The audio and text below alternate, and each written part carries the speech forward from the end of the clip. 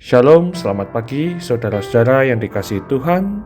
Kita berjumpa kembali di dalam Renungan Pagi GKJ Kemuliaan Bandung. Judul renungan pagi ini adalah Do or Dash. Bacaan Alkitab dari kitab Hakim-Hakim pasal 8 ayat 4 sampai dengan yang ke-21.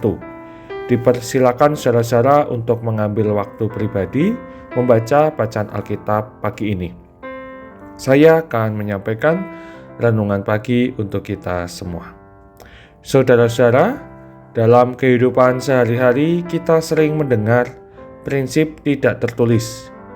Kalau saya baik kepada orang, orang juga harus baik kepada saya. Atau sebaliknya, kalau saya disakiti, saya juga berhak membalas. Prinsip ini sebenarnya sudah lama dikenal dalam kehidupan manusia. Dalam bahasa Latin disebut do or dash. Aku memberi supaya kamu memberi.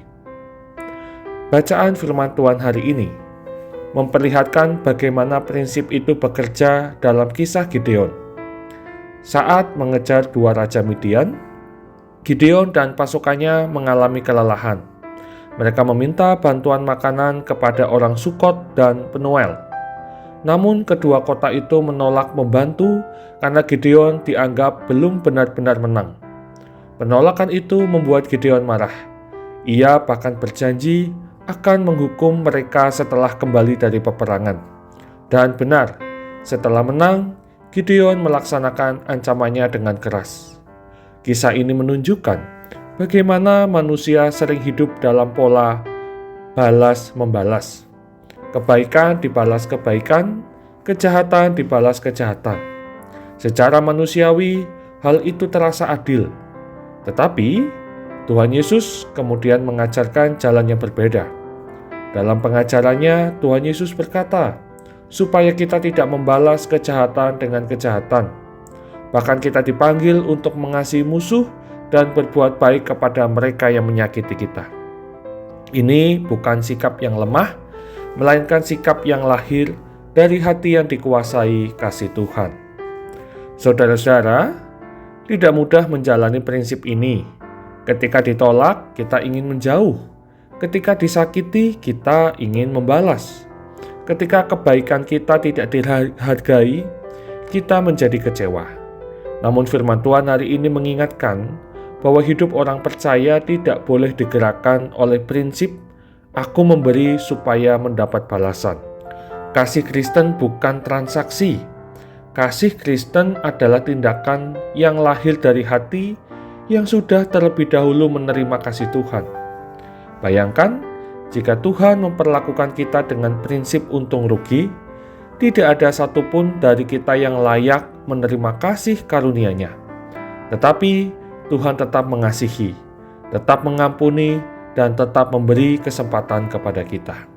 Karena itu, ketika kita berbuat baik, jangan selalu menuntut balasan. Ketika kita menolong, jangan hanya kepada orang yang bisa membalas jasa kita. Dan ketika kita mengalami penolakan, jangan buru-buru menyimpan dendam. Tentu bukan berarti kita membiarkan ketidakadilan begitu saja. Tetapi hati kita tidak dikuasai oleh keinginan membalas. Kita menyerahkan keadilan kepada Tuhan dan memilih tetap berjalan dalam kasih. Saudara-saudara, mungkin pagi ini ada seseorang yang mengecewakan kita. Ada penolakan yang melukai hati kita. Firman Tuhan mengajak kita untuk tidak hidup dalam lingkaran balas-membalas. Justru di tengah dunia yang penuh kebencian, Tuhan memanggil kita untuk menjadi pembawa kasih dan kebaikan.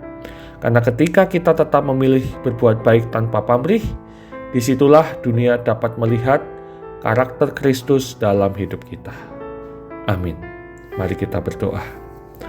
Tuhan yang penuh kasih, kami bersyukur karena Engkau telah lebih dahulu mengasihi kami tanpa syarat. Ampuni kami jika hati kami sering dikuasai keinginan untuk membalas dan menuntut balasan dari orang lain. Ajarlah kami memiliki hati seperti hati-Mu yang tetap memilih kasih dan kebaikan. Mampukan kami menjadi pembawa damai dan kasih di tengah kehidupan kami sehari-hari. Di dalam nama Tuhan Yesus kami berdoa. Amin. Saudara, selamat pagi. Tuhan memberkati kita untuk hidup dalam kasih dan kebaikan hari ini. Amin.